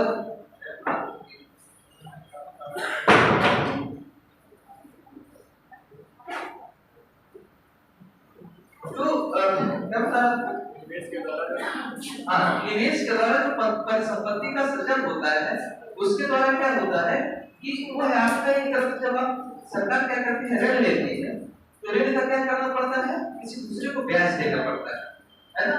एक तरफ से सरकार की क्या होता है, ऋण होता है। लेकिन जब सरकार डिसइन्वेस्टमेंट करती है तो उसका मुख्य उद्देश्य क्या होता है, वह उसके पास एक संपदा खुद की हो जाती है, और जब खुद की परिसंपदा हो जाती है तो उसके लिए उसको ऋण देने की जरूरत नहीं होती है। अब कभी विस्तार से बताएं कि स्ट्रेटजिक सेल क्या है, स्ट्रेटजिक डिसइन्वेस्टमेंट क्या है। सरकार को इस समय आप लोगों ने देखा होगा कि जो बीएसएनएल है, एफटीएनएल है और एयर इंडिया है, इस सब का सरकार क्या कर रही है, डिसइन्वेस्टमेंट कर रही है, धीरे-धीरे विक्रय कर रही है। काफी विस्तार का विषय है, काफी लंबा समय लगेगा उसके बारे में। इसके बाद मैं थोड़ा सा कल आप लोगों को इस बारे में बताऊंगा और इसके बाद फिर एमबी अच्छे पढ़ेंगे। ठीक,